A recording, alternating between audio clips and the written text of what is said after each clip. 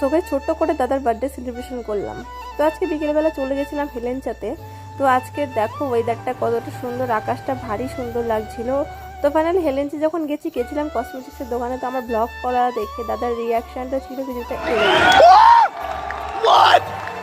তো ফাইনালি তারপর চলে গেলাম মিয়া মোড়ে দাদার জন্য একটা কেক নেব এবং ভিড় ছিল। তো এখানে একটা নতুন কেক এসছে দেখো। তো ফাইনালি কেক নেওয়া ডান, দাদার জন্য চলে এসেছি কেক নিয়ে। এটা হচ্ছে আমাদের বার্থডে বয়।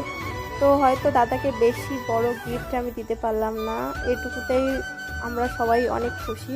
তো ফাইনালি ছোটোখাটো সেলিব্রেশন, হয়তো দামি গিফট সবাই দেবে, কিন্তু এই যে ছোটো একটা আনন্দ কেক কাটে সেটা হচ্ছে সবার উপরে।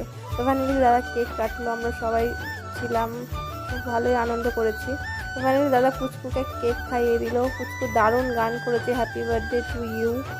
তো ফাইনালি দোকান বন্ধ করে আমরা চলে এলাম বাড়িতে।